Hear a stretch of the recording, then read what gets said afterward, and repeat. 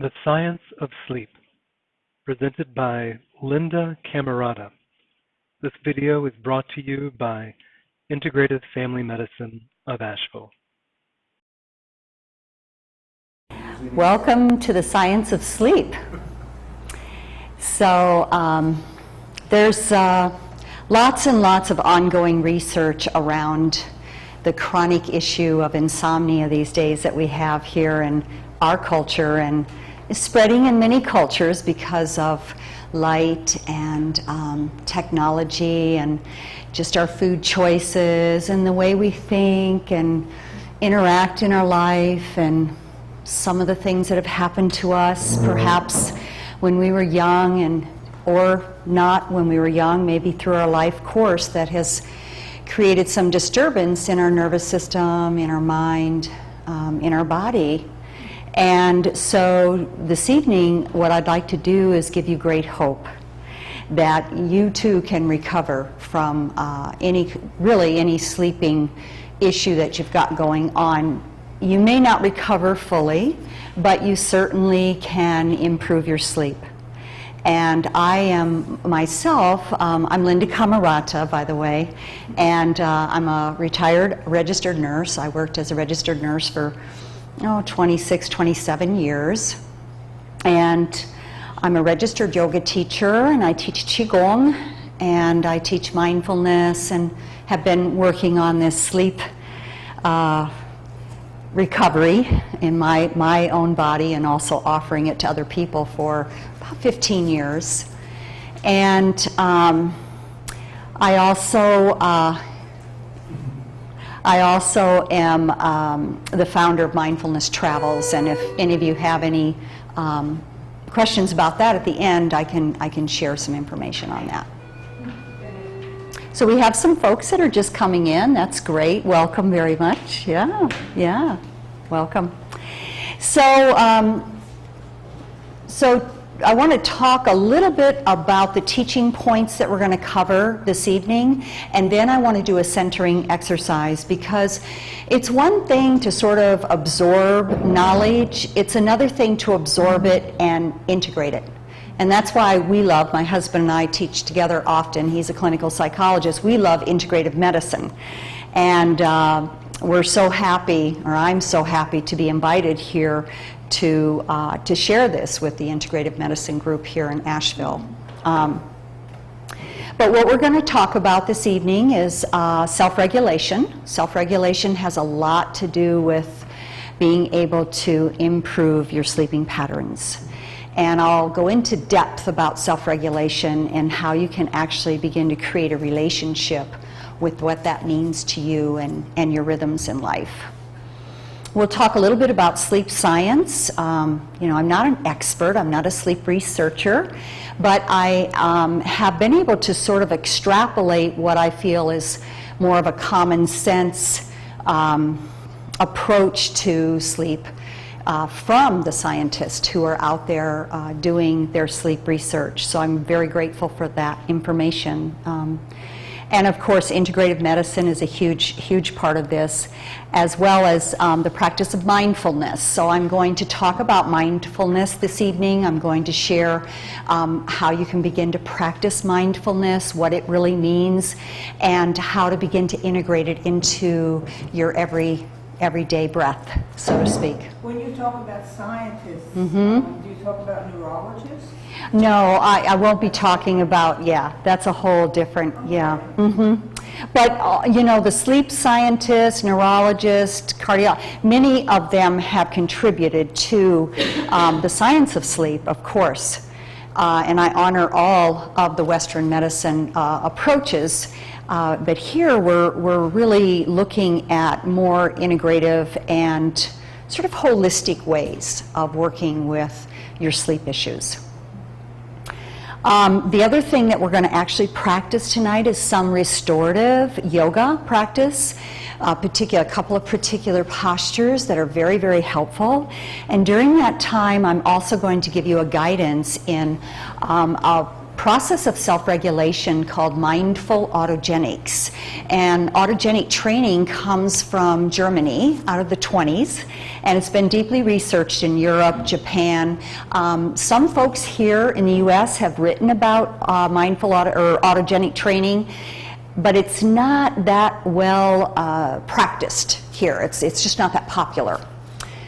We find, my husband and I find it to be extremely helpful, and what we've done is bridged mindfulness with autogenic training and came up with our own way of practicing and teaching it. It's called mindful autogenics. So we'll be doing that. So let's start with a centering exercise. When we're centering, I'd like you to think about how you can begin to activate your parasympathetic nervous system. And your parasympathetic nervous system has to do with rest and digest.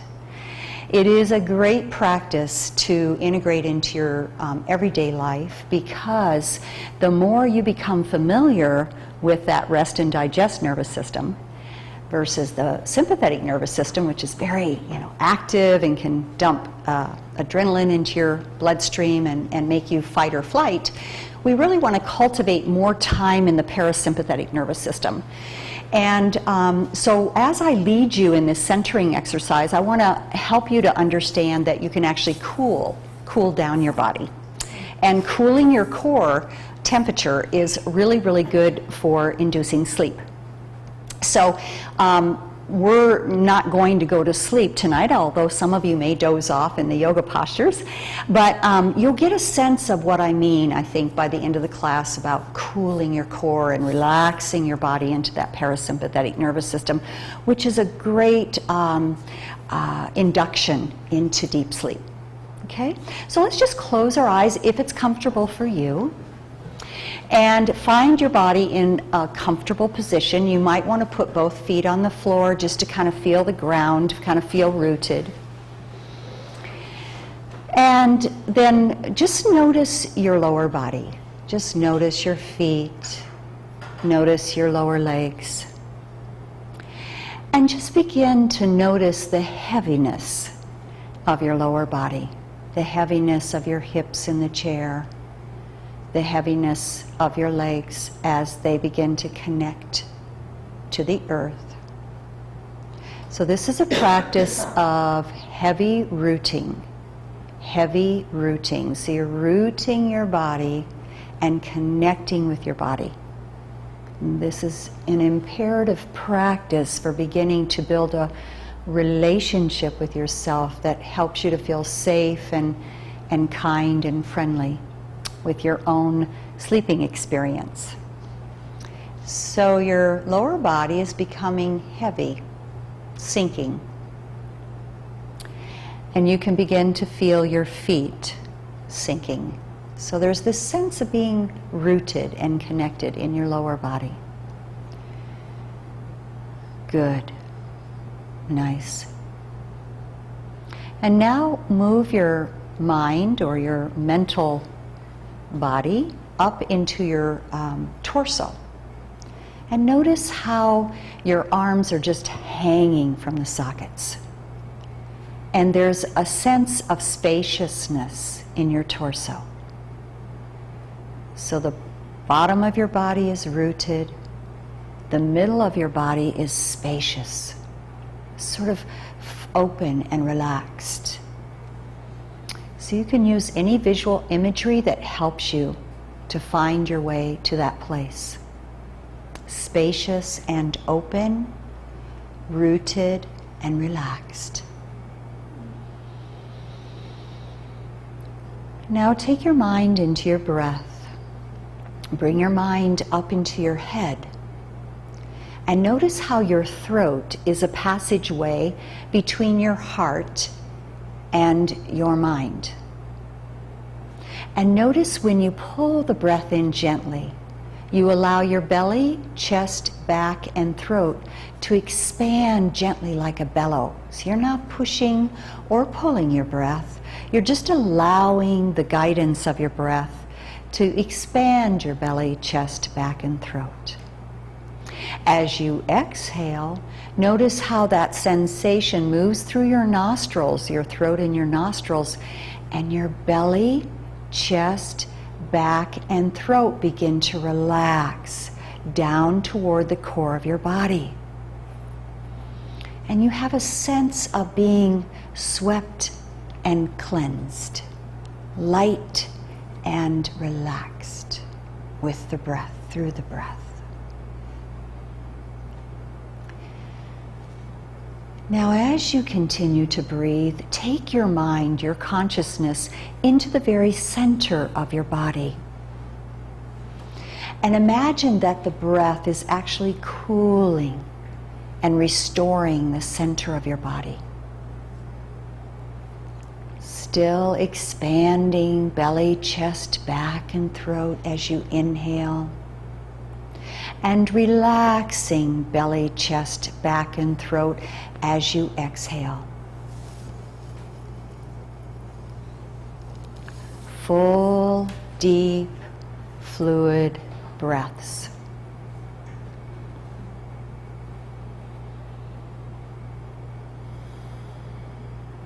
Now, when your mind wanders off, just bring it back to the center of your body and see if you can use your breath to cool and calm the center of your body as you breathe in and as you exhale.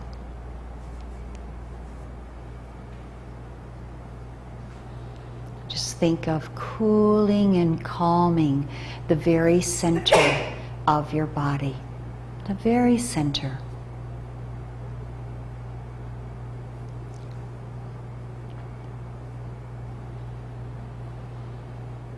And now I'm going to share with you a breathing exercise that you can do when you wake up and you feel like you'd like to go back to sleep, but you're having a little struggle with it. So staying in that same state of deep relaxation, let's breathe in, and this will be at your own pace. Count to 4 as you breathe in. As you breathe out, elongate your breath just slightly and count to 8. So inhaling, 1, 2, 3, 4. Exhaling, 1, 2, 3, 4, 5, 6. Inhaling, 1, 2, 3, 4. Exhaling, 1, 2, 3, 4, 5, 6. Now go ahead and silently count to yourself, finding your own rate and rhythm that feels nourishing to you. Breathing in and breathing out.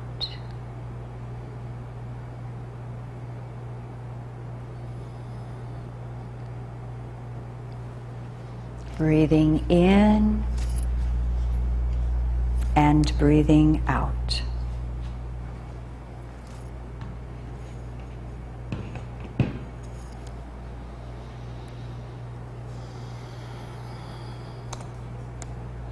Okay, now let's slowly take our mind back into our lower body and feel the relaxation of our feet, our legs, our hips. Feel the spacious relaxation of your upper body.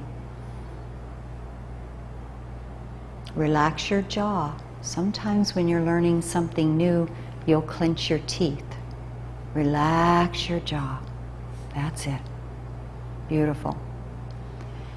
And then when you're ready, still maintaining this cooling, relaxed state of mind and body and spirit, let your eyes lift to a soft gaze.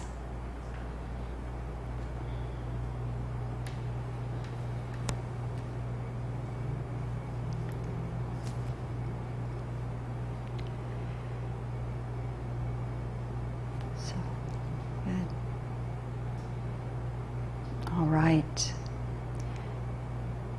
Some of you are drifting off into catching up on the sleep, right? Good. So lift your eyes. Yeah, and we'll re-engage here. And does anyone have any comments that they'd like to make about that experience for them? What did you maybe explore, or was there something new that came up for you?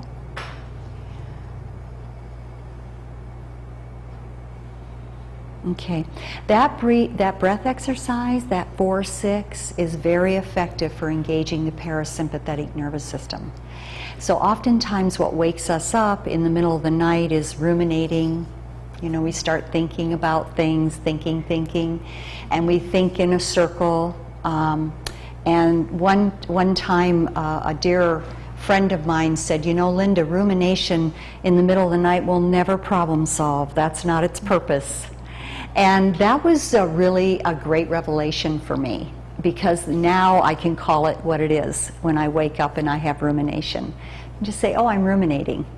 And that's the kind of relationship I would like to share with you in terms of building this relationship of not making things so negative when they happen in the middle of the night, but actually having more positive sleep thoughts versus negative sleep thoughts. If we have a lot of negative sleep thoughts, then our bed becomes sort of our enemy.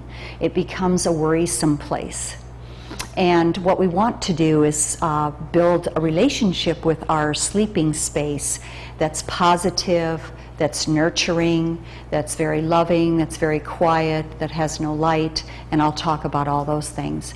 But research has shown that the more positive sleep thoughts you have around your insomnia or your challenge sleep, the more successful you will be in the long run building tools and resources to recover. So there's 4 things that I like to integrate in the sleep education that I'm offering you. And by the way, I would like to share with you also that I'm recovering from my own sleep illness, restless leg syndrome. I don't know if you've heard of it, but it's quite troublesome. And it really became huge in my life at perimenopausal time. And kind of makes sense because there's a lot of changes that are going on. You're a bit more vulnerable. Hormones start to change. And so there weren't a lot of choices for me, and I had quite a severe case. And my husband and I have always been on the path of holistic medicine, integrative medicine. And so we decided that we had to really work on healing Linda. And so we went forth with that intention. And now I can honestly say I'm about 85 to 90% recovered. So mostly I don't have restless leg syndrome, and mostly it's because I have built a very different relationship with my 24-hour clock and my circadian rhythms, my biorhythms. And I'll talk more about that in a few minutes. But stability with your rhythms is really, really essentially important. We're designed to be in a rhythm. Everything on the planet has rhythm, and so do we. And we've sort of forgotten that. One of the things that's happened to us in our culture is we've lost our reverence for sleep. Now, sleep, I really want to invite you to think of sleep as a sacred experience. Nighttime is sacred. And I would love to invite you to think about it as so sacred that you'll protect it. You'll protect your rhythms so that you can have that ongoing, continual relationship with your biological clock, so to speak. There's 4 things that we like to integrate in our sleep teaching, and that's mindfulness, and we'll talk more about that later. Behavioral. Sleep hygiene focuses mostly on behavioral only, and research has shown that just sleep hygiene doesn't work so well. It actually if you leave the baby out with the bathwater, right, you need to add more and different approaches when you're looking at it in an integrative way. So, but behavioral is really important. So there's some things that we're actually doing to provoke our insomnia. And we'll talk about that too. Educational, that's the foundation of this work tonight is really educational. I'm not here to diagnose, to treat. I don't have the qualifications for that, and you all signed the consent, and you know that. So my work is really to help educate folks on options and building different ways of relating to their sleep issues. And also psychological. So those are the 4 primary, really important pieces. The reason that we love integrative medicine is, again, it doesn't throw the baby away with the bathwater. It really looks at the whole person. It looks at the use of more natural, less invasive methods of helping folks. Although, it's not anti-medicine, it's not anti-Western medicine. It actually looks at all things that are available and what might fit that person best. We also know that most of the integrative medicine is deeply steeped in research. So there's a branch in Washington, D.C. that focuses on complementary and alternative medicine. And they do research projects after research projects. So it's not a fly-by-night idea. It's actually going back in many ways to the roots of what we knew before we got so mechanized. It's really a health-oriented approach versus a sick-oriented approach. So integrative medicine is more about working with the person in a preventive method so that we don't wait until the person is actually sick. We actually work with them along their path of life and all parts of their life so that we can help them to prevent and become more in touch with what's going on. Where's their connection, where's their lack of connection? We all have these, the cracks in our life. And practitioners are models of this health. So when we go to integrative medicine, we see that practitioners are actually modeling this approach. And Dr. Lewis here is a very good example of that. It's also very community-oriented or community-focused. And this particular care model that Dr. Lewis and his colleagues have designed is very much a community-focused methodology. There's a membership. You can actually begin to integrate yourself into it without having a lot of obstacles. So we love integrative medicine. But again, we're not saying there's only one way to do anything. Insomnia is a very complex issue, so there's many ways. So let's talk about what keeps us awake or what dysregulates us. Well, cultural. What are some of the cultural things that you think would dysregulate us? The things that we do in our culture today. Overworking. Overworking. Perfect. Someone had something in the back there. Technology. It is become a huge culprit. As a matter of fact, there are now sleep centers for toddlers, for young children, teenagers, adults.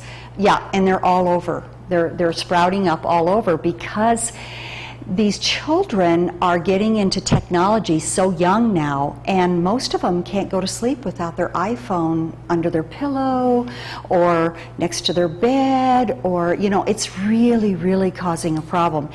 And of course, along with that, we have the blue light issue. So sleep was started to get challenged when we industrialized. So if you look at the Earth now, a satellite picture of the Earth, it's really concerning. It's on fire with light, with blue light, artificial light. And it's all over the world now. There are places where it's a little dimmer, but it's so lit up with light. And actually, when they started putting all these street lights up all over the place during our industrialized time, they thought it would decrease crime, but in fact it really hasn't. So lights in your house doesn't make you safer. And as a matter of fact, I really want to encourage you to sleep in a blackened room. Blackout shades are great. We always have blackout shades in our bedroom. They're not that expensive anymore. You can actually get them at the big box stores now. And just putting blackout shades in your room will make a huge difference for the melatonin production, which helps with your sleep. So this is a physiological thing, this light thing. So one of the best ways to actually help with the light issue is to get up in the morning and get out in natural light. Sometime between 6 and 8 is really ideal. And if you can see without your glasses, take your glasses off. Unless you have a macular degeneration or some issue where your physician says you have to wear shaded glasses when you're outside at all times, that would be different. But if your eyes are healthy, get out and let the natural light of the morning, even if it's cloudy, help to reset your circadian rhythms. It'll make a huge difference. And afternoon light is also very, very good. Very good. So what other things in our culture? Caffeine. Thank you. Thank you. Yeah, we are starting, we've been masquerading our sleepiness, you know, for years now with caffeine. And now the caffeine, the coffee, the teas, they're just everywhere, right? So we have to be very mindful about caffeine. Actually takes about 10 hours to be excreted completely through your system. So if you have a really strong cup of tea or coffee at noon, it's going to be midnight before that is out of your system. So it's something to seriously consider, you know. And here again, we're building a relationship with our circadian rhythms, with our biological rhythms, which are totally natural. But we have sort of found them to be unnatural, right? We're kind of trying to influence them. Well, we can influence them in a positive way too. So what about physical? What are some of the things physically that can happen to us that keep us awake? What about pain? And when we don't sleep well, what happens to pain? It usually goes up. You become more vulnerable. So pain is an issue that, you know, we have to deal with on some level. It could be emotional pain, it could be physical pain, it could be spiritual pain. You know, it can be all of that. What about psychological? What are some of the things that might keep us awake at night psychologically? Yes? The stress of thinking about the future and not being able to stay in the moment. Yeah, yeah. That's beautiful. That's why tonight I'm going to help you with the practice of mindfulness. Because I'll go ahead and define mindfulness now. I love that you brought that up. Mindfulness is becoming more aware of the present moment with acceptance, without judgment or opinions. Now, that's a tall order. But even if we can catch ourselves and we can move ourselves into, well, maybe I shouldn't supersaturate myself with the news because there's a lot of conflict in our current world. Maybe that will trigger some fears about the future when I go to sleep. Or maybe there's something going on with a relative or my own body. And it's very difficult to change things. So mindfulness helps us to be more compassionate to ourselves so that we have more time and more space for self-compassion, for loving ourselves, for realizing that there's many things that are going to happen around us that we just cannot change or influence directly. But the more sleep we get, the more we can influence the choices that we make, which actually, in the long run, will influence the bigger picture. But when we're left with poor sleep, our thoughts are challenged. Our brain is challenged. So we don't think quite as clearly. You know how it feels when you have a good night's sleep, don't you? Some of you? Yeah. Yeah? It's like, oh my God, I feel so good, right? You want to celebrate. You just feel so doggone good. Well, that's because a lot of healing went on inside of you while you slept. Kind of put everything back together. The way your brain works, the consolidation of memory, all of that, the hormones, the human growth, all that repair that happened. Why, you wake up and you just like, wow, I feel fresh, I feel new. So this is the hope I want to give you, to have more of those nights. Maybe not every night, maybe, twice a month. That would be good. Any of it would be good. Excuse me. What about interpersonal? What kind of interpersonal things keep us awake? Interpersonal. Relationships, perhaps. Children. My cat. Your cat. Yes. Our pet companions, our animal companions. Yes, these are, and this is something we want to begin to start shaping, and it's difficult. We might have a pet that wakes us up in the middle of the night, or we might have a pet that wakes us up at 4 o'clock in the morning and wants to be fed. We really have to recondition our pet, because the pet has now conditioned us. And sometimes that works okay, and sometimes we really need to sleep longer. And sometimes we have to set up a space that sanctifies that really allows us that sacredness.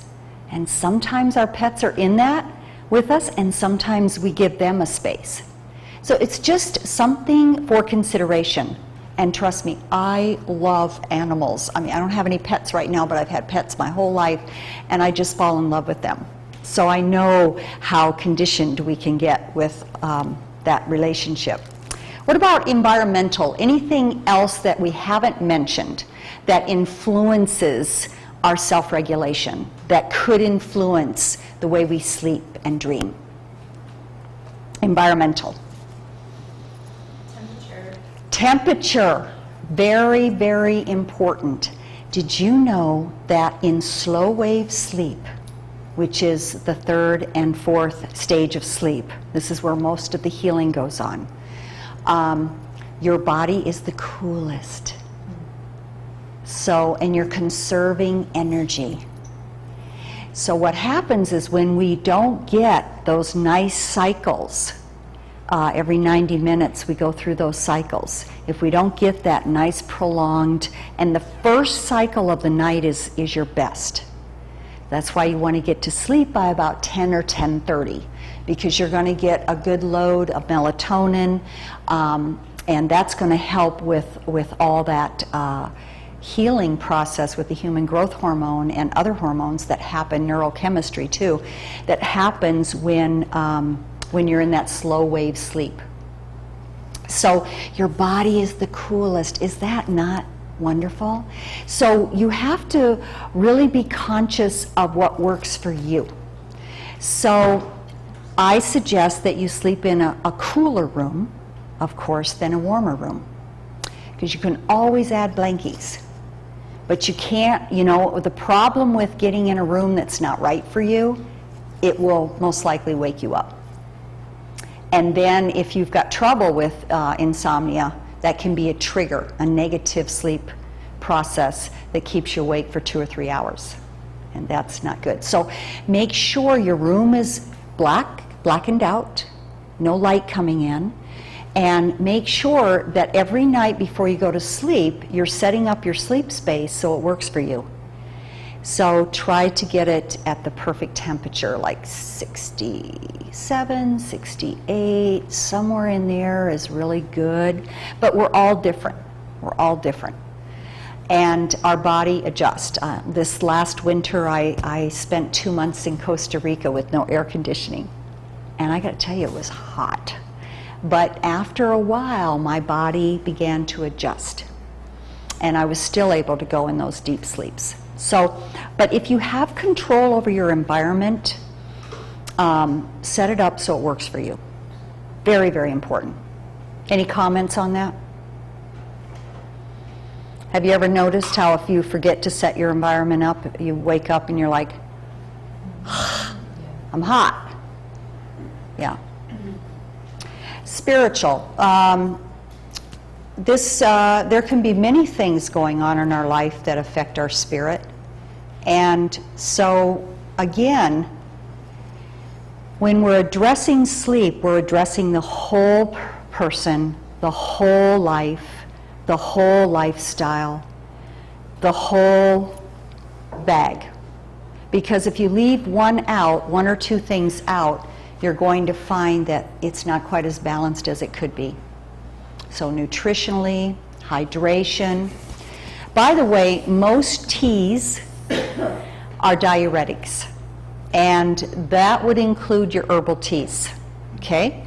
Now everybody's different, but err on the caution of not drinking even herbal tea after about 7 p.m. I don't do it after 6. Now, chamomile tea, for most people, I've worked with a sleep expert by the name of Dr. Ruben Nyman, and he's so funny because he says chamomile tea, sleepy time tea, should be called pee-pee time tea. Because for most people, chamomile's a diuretic, and it'll keep you up peeing all night. So start looking at those habits that you have that you could modulate or shift just slightly to help support this uninterrupted sleep. Because getting up and going to the toilet is, 4 or 5 times a night, that's kind of challenging. And if you have a sensitive bladder like myself, that can be very challenging. So any questions or anything that you want to reflect on at this point? Or anything you want to bring to the group? So I do have a question. Sure. So we live downtown with a lot of ambient noise. Yep. And so we use a white noise Good. machine. Is Good. That's a good choice, idea. or- Yeah, I think so. Do you have a ceiling fan as well? We do. Yeah, that helps too. Yeah, noise, again, what we're doing is influencing our circadian rhythms, and they are influenced by noise, light, food, our thoughts, amount of exercise we get or don't get. All of what we do in life influences our rhythms, our self-regulation. So anything you can do to adjust that sound, that ambient sound, and it works for you, that's what you want to keep working on. Yeah. Does it work for the most part, or is it? Oh, good. Good, good, good, good. How about blackout shades? You got those? Yeah. Helps a lot, doesn't it? We still, Friday and Saturday, we get a lot of noise. Yes, yes. Asheville has become quite a place on the weekends. So let's talk a little bit about self-regulation, a little bit deeper. So self-regulation is the process whereby systems maintain stability of functioning and adaptability to change. So I like to think of self-regulation, when we're well self-regulated, as a resilient person. So what can happen is we might have something happen to us, but we stay in that place for less time. So let's say we have a mood, or we get a concern, or we wake up in the middle of the night and we start to worry. If we spring back to that place of adaptability and stability faster than staying in that swim of worry, that means we're going to be fairly well self-regulated, and your chances of getting back to sleep are pretty great. So think about stability and adaptability in your life, and look at where it might need a little adjustment, and begin to work with that, because what that will do is it will promote resiliency. My husband often tells this story about a Zen master who had a group of students, and they said to him, "Oh, master, how is it that you're always in your center? Every time we see you, you just seem so balanced in your center." And the Zen master said, "It's not that I don't leave my center, it's that I come back to it much faster." Does that make sense? So we can get angry, we can get upset, we can get concerned. We're going to do all of that because we're humans. But the key is to develop enough stability and adaptability in your practices, whatever they are. Mindfulness is a good one, yoga is a good one, any kind of spiritual practices can help that. That will bring you back to your center faster. So you're not in that 2-hour swim in the middle of the night worried about the future or whatever it is, you know, a friend or whatever. So self-regulation is primarily supported by the relationship and connection you have with your mind, body, environment, relationships, attitudes, and much more. So see, it's a big thing. It's a big deal. Your natural biological rhythms or circadian rhythms support self-regulation. So again, everything on the planet and really probably in the galaxy here has a rhythm. And so you're filled with this rhythm. You're connected to the moon, you're connected to the sun, you're connected to the ether, you're connected to the earth. You're connected to all of those things. We're all interconnected beings. And the more we can relate to ourselves and other people that way, the more we help to self-regulate. So we're not so much the other, or they're not so much the other, or our life isn't so much the other. It's more, we're kind of in this soup together. So how can we start to relate to ourselves and others in that way? And that really helps. So habits, thoughts, behaviors, light, exercise, mental patterns, relationships with others, work, personal temperament, and technology all influence your self-regulation or your ability to self-regulate. So also it's wise to look at your temperament and just ask yourself, well, has it historically been for me that I am a worrier or this or that, or I know myself in this way? If you can, then you can start to navigate those waters with more compassion, and you can look for people to help you. And there's a lot of wise people out there that can help guide you. So that helps with self-regulation. So let's see what else I want to say. So cooling the core. Okay. So one of the feedback loops that Shapiro and Schwartz, a couple of researchers, came up with is intention is at the top. So if your intention is to sleep better, maybe not use that word better. How about your intention could be that you want to build a friendlier relationship with sleep. You want to create a friendship with sleep and dreaming. That could be the intention. And then the next piece to that is the attention. So what focus do I need to bring to my intention, this friendliness? Well, I could start to create a sleeping space that is just delicious. So sleeping spaces are for sleeping and making love only. Leave everything else out of them. And that includes alarm clocks whenever you can. Try to work with your own circadian rhythms. Most of you can do this. I know you can. You can say to yourself, I'm going to wake up at 6 o'clock. How many of you do that? Yeah. And you wake up at 6 o'clock?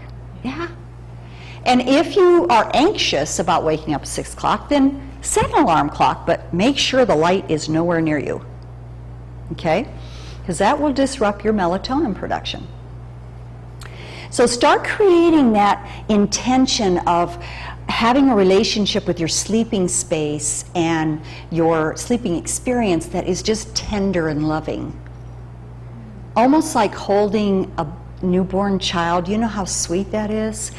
Think of holding your own heart in that way with sleep. And I'll actually teach you a self-compassion exercise where we actually do that. You can do that in the middle of the night, and it is just fabulous. It just releases a lot of tension and puts you back in that mode of having a positive sleep experience.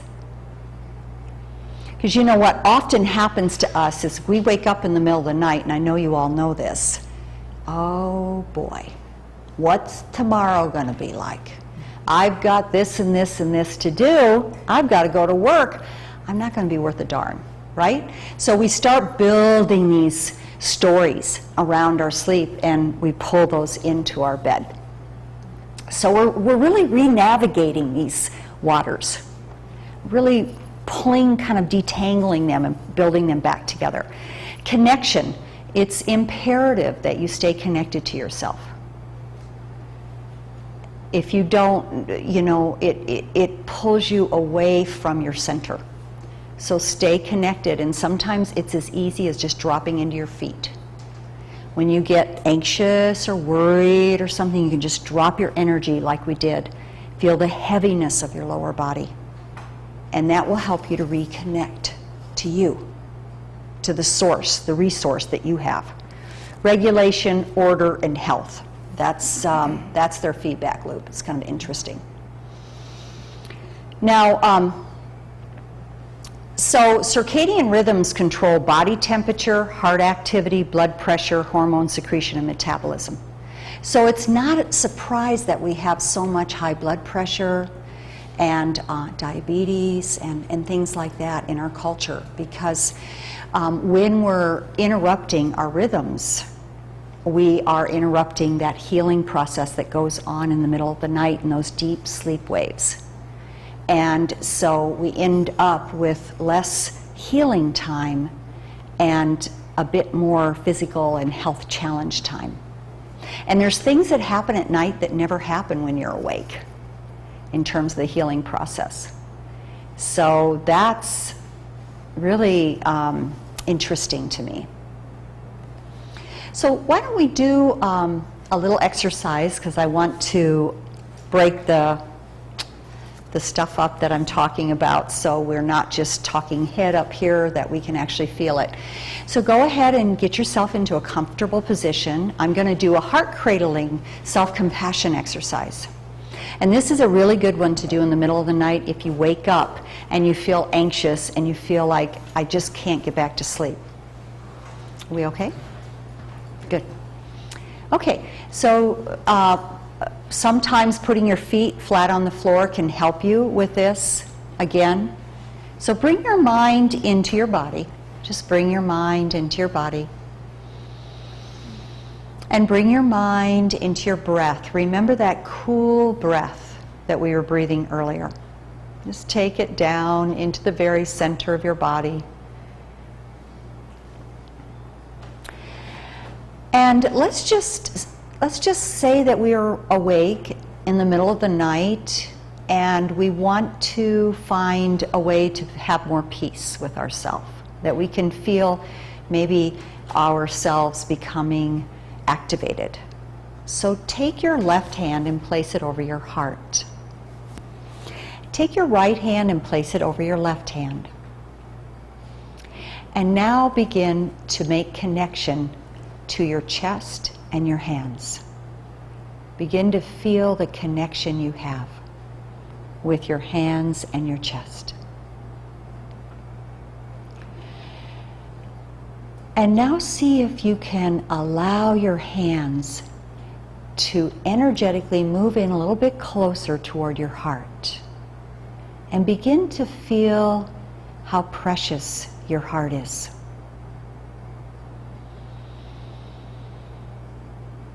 And now breathe into the gentleness of holding your heart in your hands. Breathe into the gentleness of holding your heart in your hands. Relax your jaw. Relax your tongue. Now just let your mind float into that tender-hearted experience that you're having by holding your heart as if it were a newborn, fresh baby. A newborn, fresh baby. And Feel the tenderness, the same tenderness you would pick up that baby and hold it next to your chest.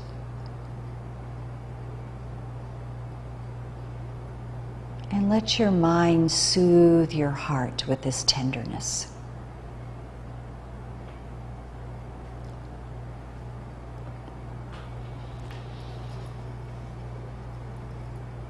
Allow your breath to begin to make connection to your heart and your hands.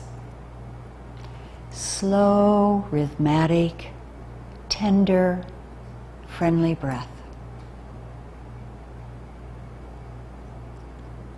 Eyes are relaxed. Skin is relaxed.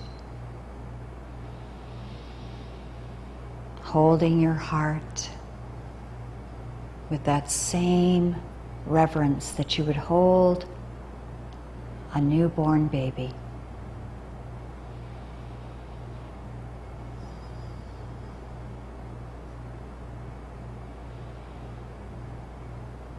And just breathe into this for a few moments.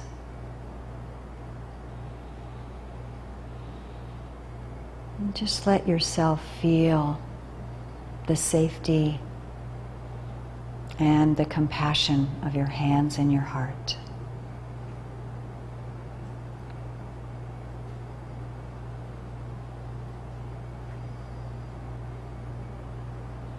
And feel how soothing this is to your body and mind, and how it potentially puts you right back to sleep, right back into that beautiful dream world.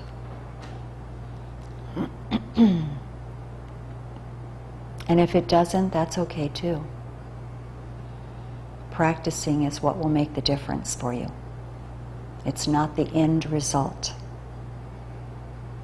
That's not what we're looking for.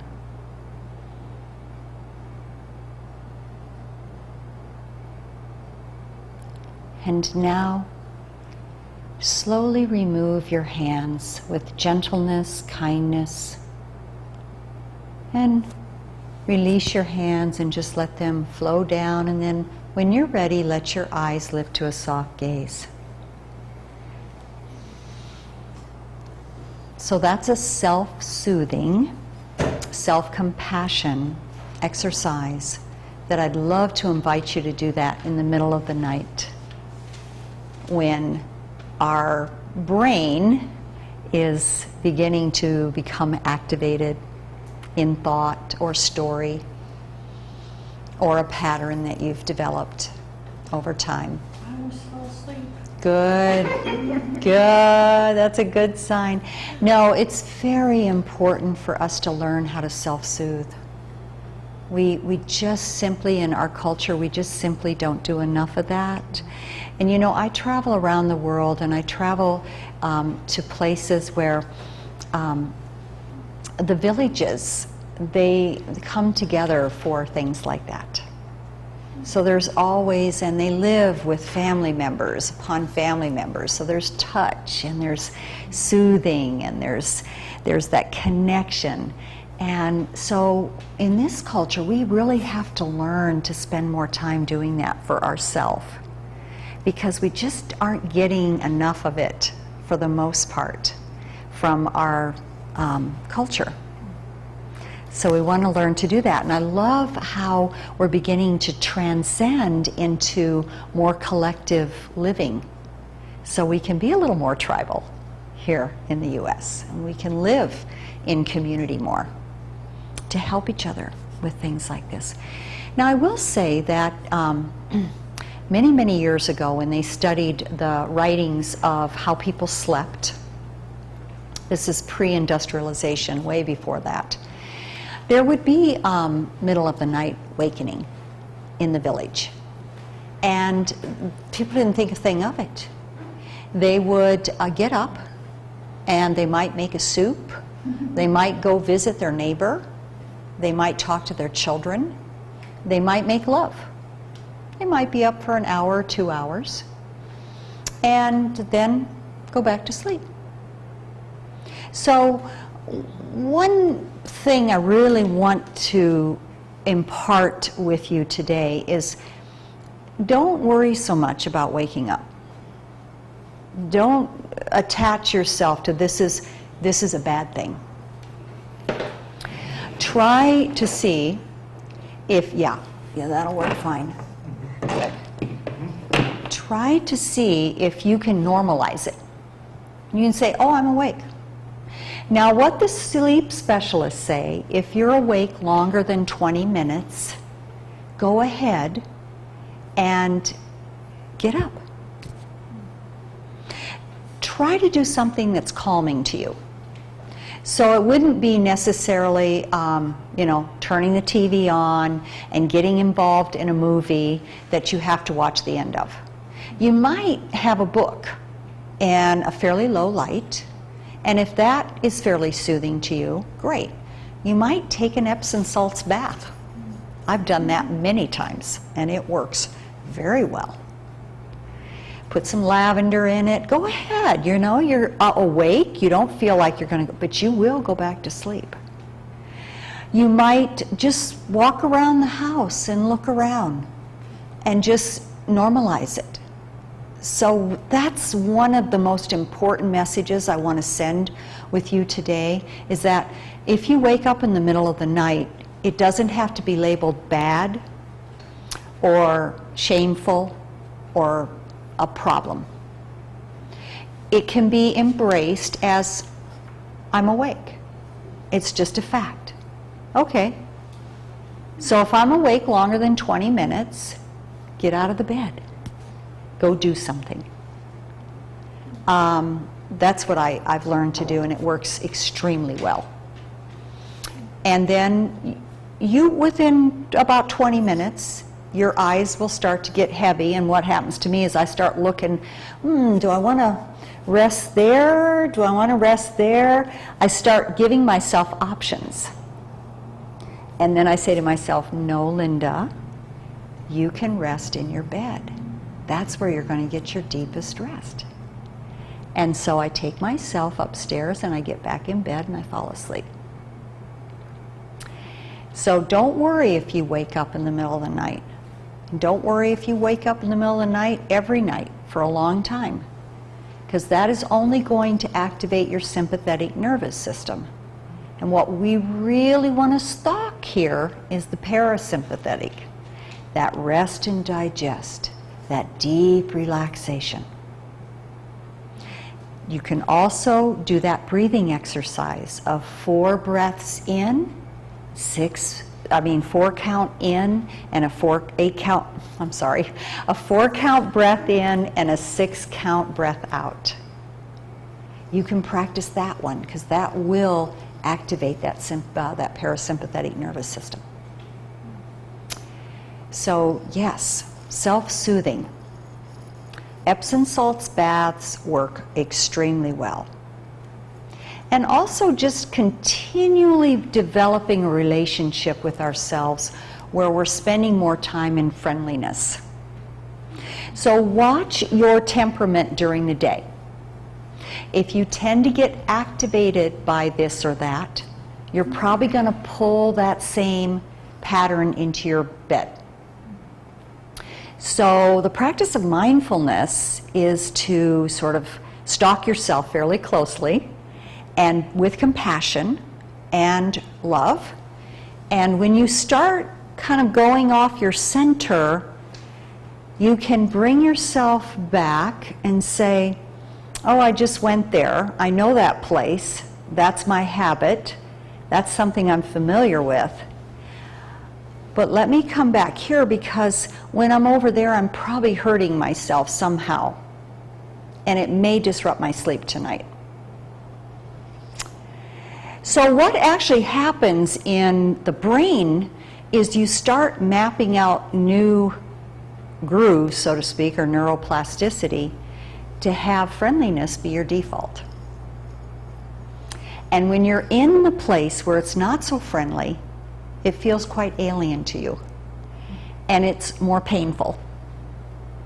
So pretty soon, this friendliness becomes your default, even in the middle of the night. And you realize when you've wavered off and that place feels pretty shadowy, pretty dark. Now, it doesn't mean we won't go there. We will go there. But maybe we'll spend a little less time there because we know this place so well. We know this more soft, compassionate, aware place. Okay? So some of the things that can help us for self-regulation are meditation. Do any of you have a meditation practice, or would you like to have one? Doesn't have to be regular. It can be attempts. Yeah, good. So just keep attempting. Just keep attempting. You know, the best thing to do is just sit without doing anything, without trying to control your breath, your mind, for 5 minutes. Just sit. Don't do anything.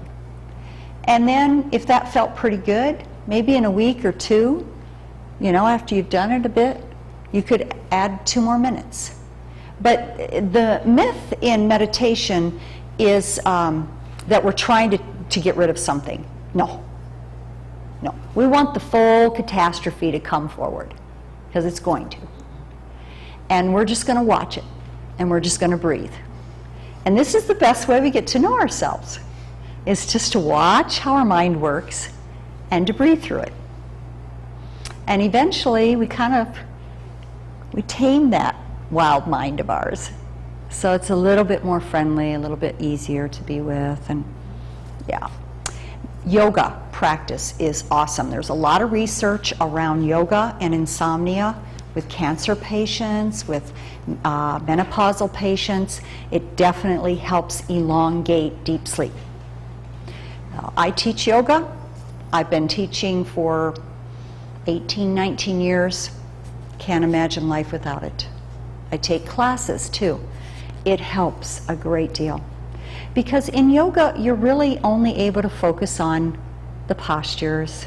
There's really, if you get into your head about things, you'll fall over if you're trying to balance, or you'll lose your alignment, or what have you. Qigong is another great practice, and I also teach that. Qigong predates Chinese medicine, and it's a way of working with your energy to open up the meridians in your body so you're more healthy and flowing with better regulation. So actually Qigong helps to self-regulate. And it's been a complete blessing in my life. And I think, Brian, go ahead. Could you do Qigong instead of yoga? Sure. Because I'm more drawn to Qigong. I love Qigong. I'm in love with Qigong. And yeah, so I do both, but absolutely. Do you do Qigong as well? Do both. Do both, yeah. It's awesome. Tai Chi. Repetitive movements with intention are really good for us, with intention for healing. So even if you did this for 5 minutes a day or 2 minutes, it would be good. This is sort of a Qigong, gathering the Qi, moving it through your body. Even if you just did that, it would be a great way of self-soothing, a great way of self-regulating. It doesn't have to be complicated. It doesn't have to cost money. We can actually create a relationship with ourselves that's really the royal road of health, based on our approach, based on how we do this, based on this practice of friendliness. Yeah. Your breath is with you. It's free. And you know what's cool about the breath is it breathes you when you don't even know it. I mean, that, talk about a miracle, right? Practicing any form of mindfulness, presence-centered awareness with acceptance, without judgment. So when you see yourself in judgment, and we all go there, oh my, try to remember that we're all in this soup together, and just bring yourself back to compassion. And that will help a great deal. It'll start shedding some of the attachments that we have to the way we think our world should look, our sleep should look, our awake time should look. Good.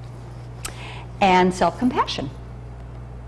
See how we're doing on time. You know, I could talk about this for about a week. So we're just kind of condensing things.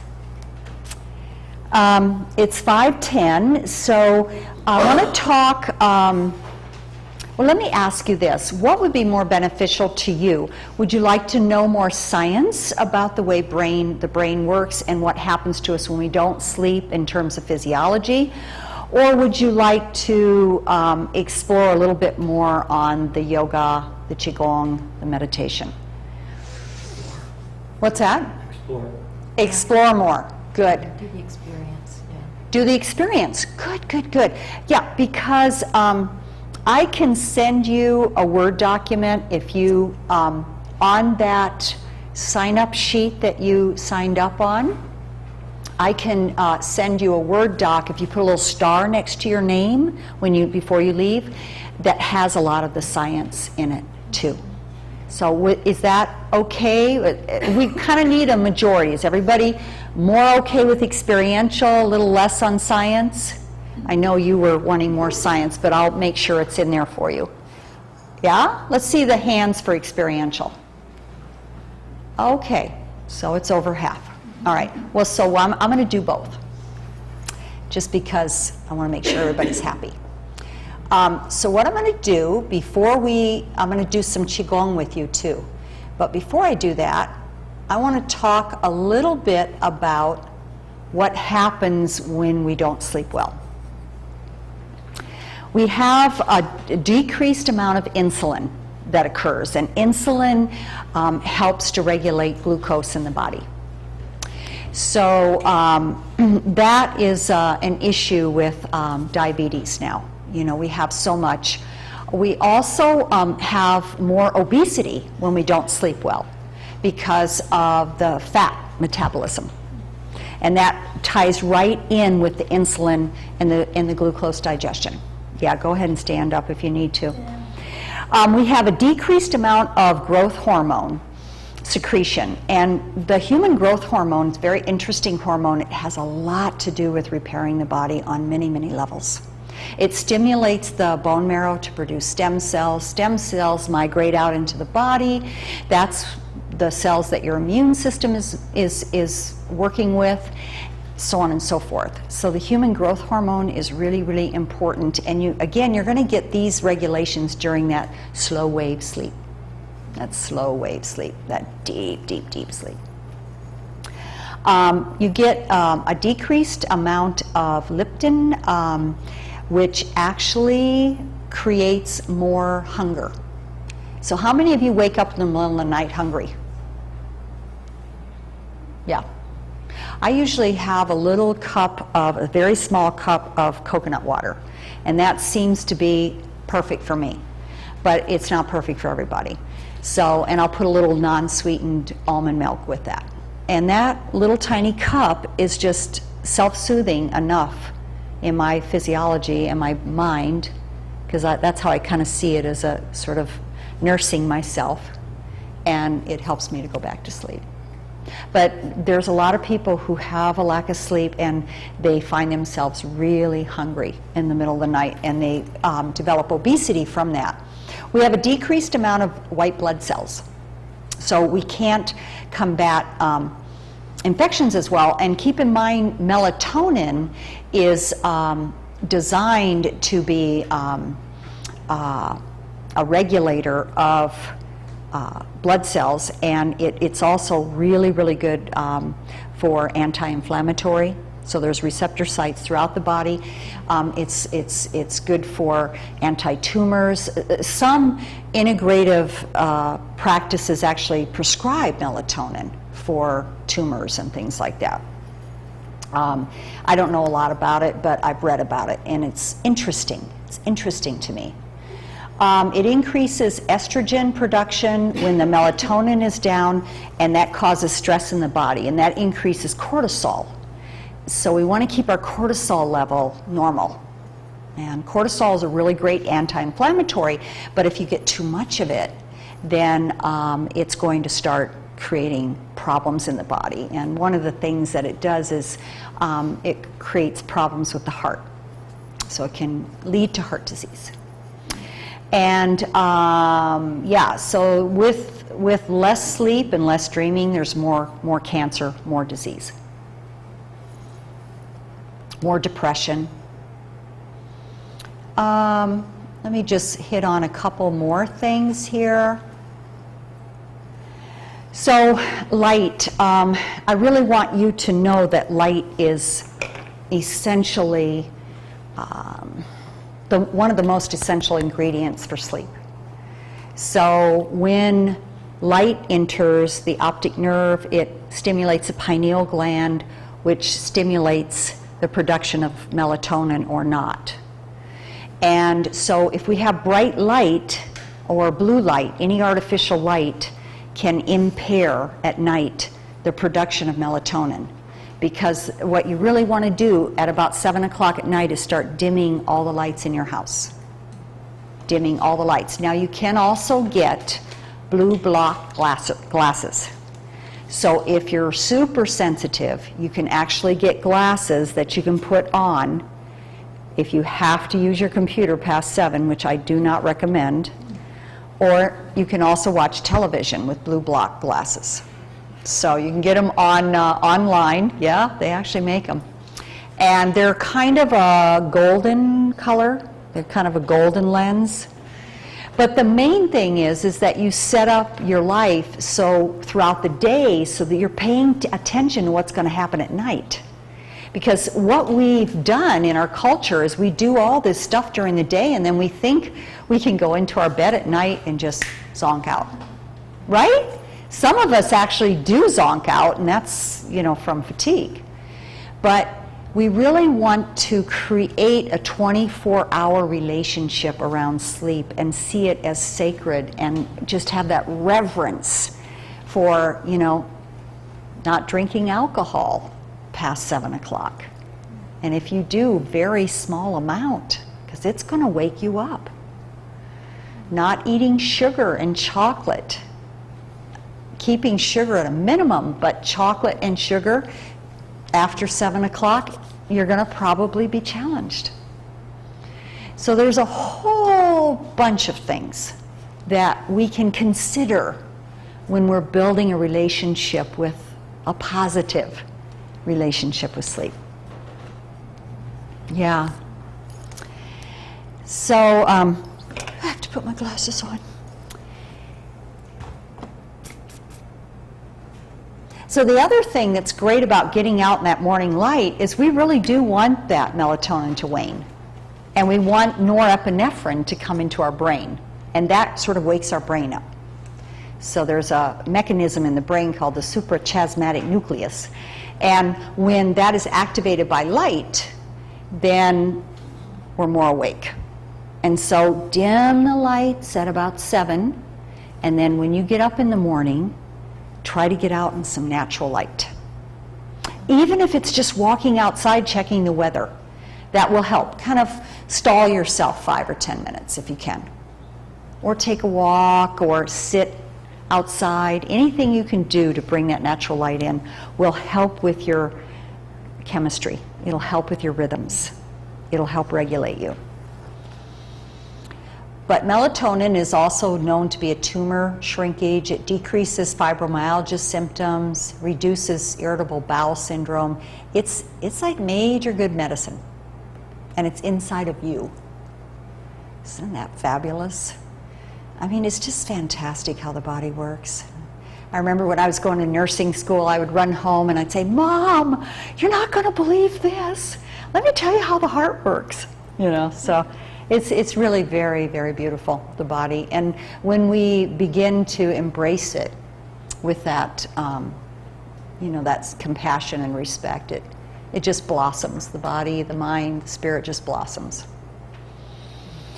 So there's actually several common sleep disorders. I'm not really going to go into those because it's very involved, but I think what is important is sort of understanding what insomnia is, and the National Institute of Health defines it as difficulty falling asleep, difficulty returning to sleep, non-restorative, poor quality sleep. You wake up and you feel like, oh man, I don't feel so good. I'm still tired, but you have your day. Yeah, so we all know that one. Short overall sleep duration. So just sleeping shorter and shorter periods of time. daytime distress, agitation, impaired concentration, fatigue. The number of deaths and injuries that are caused from insomnia are unbelievable. I mean, it's just billions of dollars in the U.S. Or it's kind of scary because we're all out there driving, you know. And so it's just really important to, again, build that relationship with yourself. So, you know, you're watching your 24-hour cycle, not just getting ready for bed. So let's see here, what else I want to tell you before we do. I think that's good. I think that's good right there. So let's practice, because I want to share some time with, let's all practice some Qigong, okay? And then I'll show you a restorative yoga posture that will be really, really good. So go ahead and stand up, everyone. And again, if you've never done, how many of you have actually done a little bit of Qigong? Yeah, and some of you are well practiced. Yeah, good. So make sure you can see me. That's the most important thing, because I can't keep moving around, but you can. And you can see me.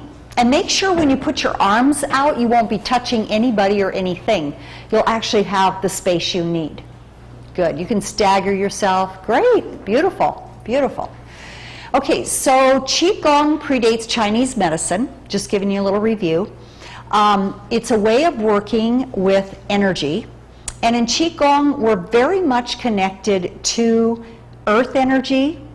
We're connected to the heavenly sky energy. And we're connected to our energy. So we live in the middle world between the earth and the sky. So what we're really addressing here is energetically how to work with the energies that are around us and inside of us to cultivate health and healing. So this is about health and healing. So let's do a few postures, and we won't go through probably the whole series of the 8 pieces of brocade, but we'll do several postures, and you'll get a sense of how Qigong regulates, self-regulates. So how many of you go to acupuncture? Yeah.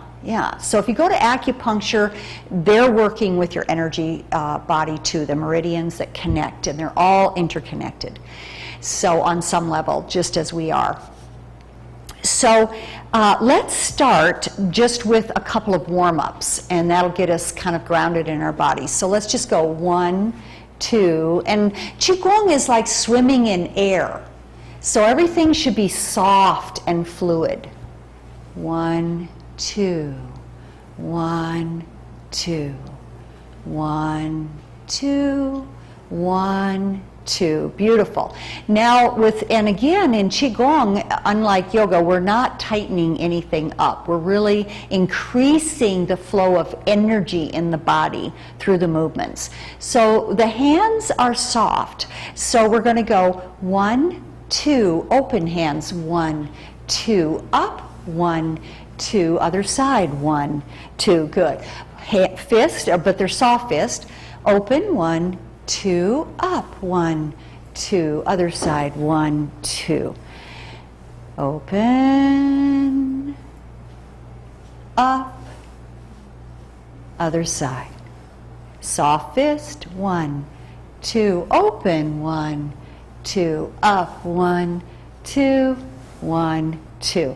Now again, Qigong is like swimming in air, so let's take a swim forward. Let's take a swim forward. That's it.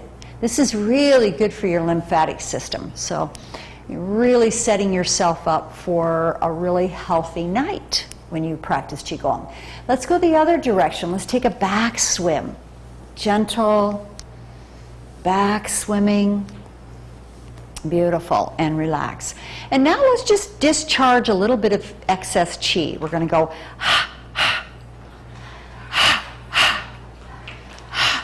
slowly. Good. That's it. Let it go out your feet. Good.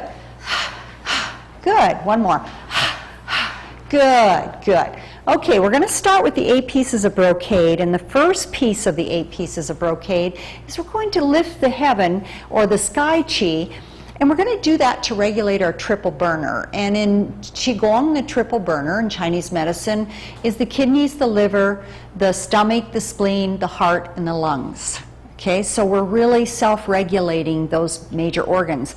But keep in mind, everything is interconnected. So no matter what we do, everything is getting this bath, this health bath. Okay, so let's dip into the earth energy. Let's inhale that earth energy up to the heavenly sky. Let's now connect to the heavenly sky and let that energy flow through us. Good. Excellent. Inhale, dip. Exhale, flow, like swimming in air. And notice how my elbows are even soft. So it's not like a big stretch in yoga. Inhale. Exhale. Put the tongue on your roof of the mouth and just relax your tongue. Relax your jaw. Beautiful. Inhale. Exhale. That's it. Slow and easy. You find your rhythm with your breath. You're doing beautifully. Inhale. Scoop the chi. Energy up. Exhale out. Now your hands are soft, and most of you will begin to feel the energy in your hands. Inhale. Exhale, like swimming in air, self-regulating. This is going to become more and more familiar to you after this class today. Exhale. You're going to see self-regulation all over because you've been aware of this now. Inhale and practicing. Exhale. Beautiful. Now let's do a transition move. So we're going to dip into the earth. We're going to take that up. We're going to gather up the sky energy again. This time we're very intentionally going to light our body up with this energy. And this is where your belief system comes in. So believe it is so that you have just regulated your triple burner. Believe that this has happened.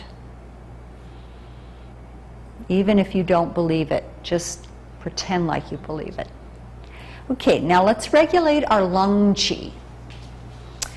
So lung qi in Chinese medicine can be associated with grief, anxiety, and that can crop up for us in the middle of the night. So let's try to open our lung energy up, and at the same time we'll regulate our large intestine. So we're going to pull the bow to shoot the arrow.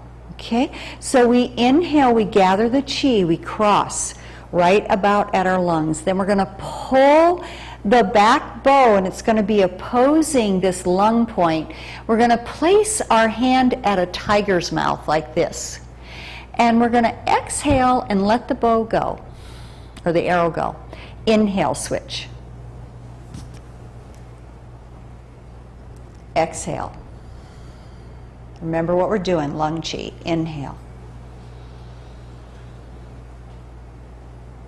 Exhale. Beautiful.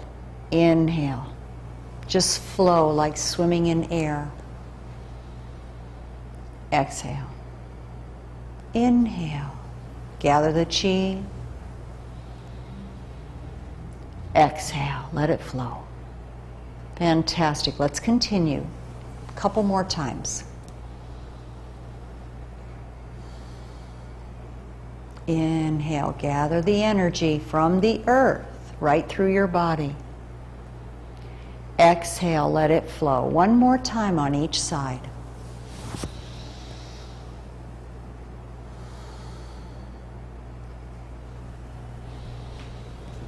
That's it. Feel the rhythm. Feel the self-regulation in the rhythm. That's it. And walk in, dip back down into mother. Take that earth energy right up through your body, up to Father Sky, the heavenly energy, And now light your entire body up with the awareness that you have just regulated your lung qi and your large intestine qi. And let that flow all the way through you. Beautiful, everyone. Very connected in this room tonight. Now let's separate the earth and sky. We're going to separate the earth and sky to regulate our stomach and spleen. But keep in mind, again, it's not just those organs. It's just the entire interconnection that you're having. So we're going to gather the qi, and we're going to cross our arms right about where the stomach and spleen are, and then we're going to separate as if our hand is holding a big energy ball to the heavens, and our bottom hand is touching the energy of the earth. And then we exhale and we draw it through us. Inhale. Exhale. Separate your feet a little bit wider. That's it. And then feel the soles of your feet as you're weaving this energy through you. Let your breath comb through you like swimming in air. Inhale, open. Exhale, crossing at the organs. Inhale, open. Exhale. Now notice how I'm not overstretching. The elbows soft. The head just relaxes on top of the spine. There's a lot of relaxation here. Exhale. You're doing great. Keep your eyes open. Otherwise, you'll start losing your way and your balance. And you really want to pay attention to the qi that you're creating, the energy. Feel it flow through you.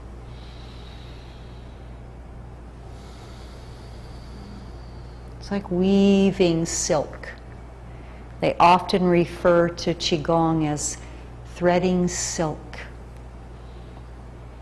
So it's a soft way of being. It's, again, very compassionate, very soothing way to be with our body, our mind, our heart, and our spirit. Let's do one more. Exhale, come down, beautiful. Dip into Mother. Take that all the way up to Father Sky. And now light your entire body up with the intention of regulating your stomach and spleen. Let it flow through you.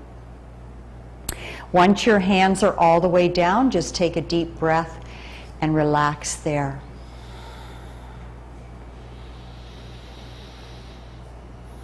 We're going to do the last piece of the 8 pieces of brocade.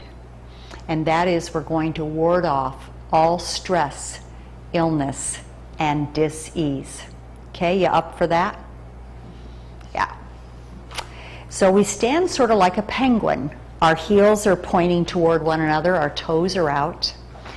Now I'd like you to imagine when we come up onto our toes that your heels are rooted into a big energy ball.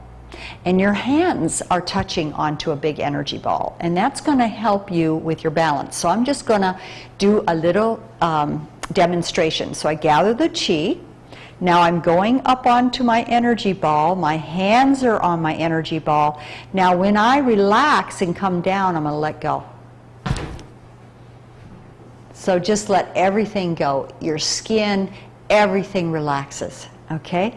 We're letting go of anything that's in our field or in our body that is ready to be let go of.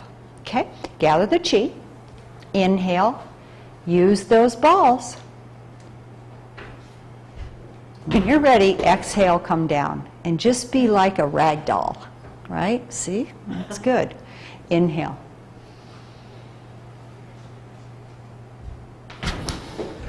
That's it. This is a good floor to bounce on. Big breath in. Exhale, let go.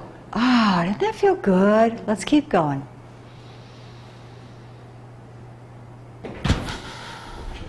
Excellent. Continue.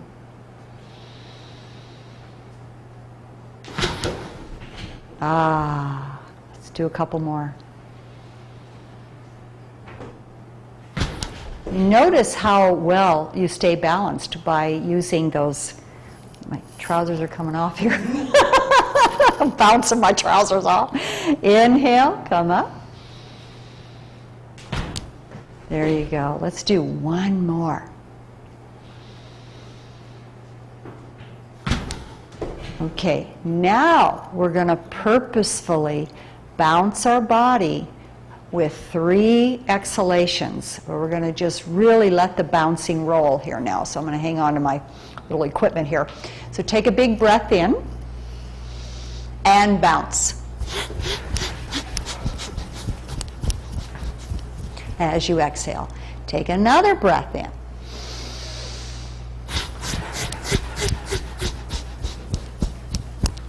Now this time, let's take a breath in and let's make some noise as we exhale. Doesn't have to be real loud, but let's sigh or laugh or whatever feels good to you, okay? Big breath in.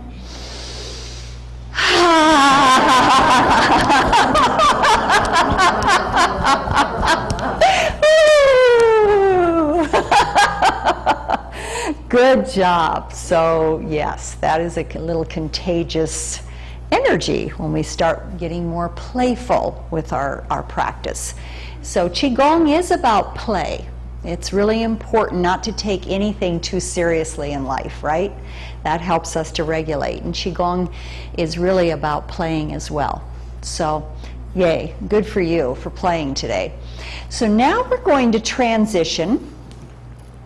So, but before we do that, let's close our practice. Okay, so women will place their right hand on their dantian, or this area a couple of inches below the belly button, where we've actually created a lot of energy. So in Qigong and Chinese medicine and martial arts, this is a huge energy center. And when you think about what we can do physiologically here, we can actually create babies. That is huge. So there's a lot to be said about this energy center at any point in our life, any point in our life cycle. And so what we'll do is we'll think about first how we filled this up with qi, with energy. And then we'll take our opposite hand and place it on top. And go ahead and close your eyes and just sink into this area of your body. And you can imagine that it is a large red ball of energy, a crimson field of energy that is nourishing you, that will soothe you tonight, that will soothe you all through your night.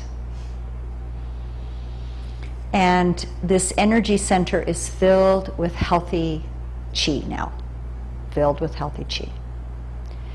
And now let's open our eyes, take a breath in, and we're just going to bow to the practice. Not bowing to me, we're bowing to the practice of all of those courageous people that helped us to learn this today. So we'll take a big breath in and bow. And that will help to seal our practice and help us to remember the practice.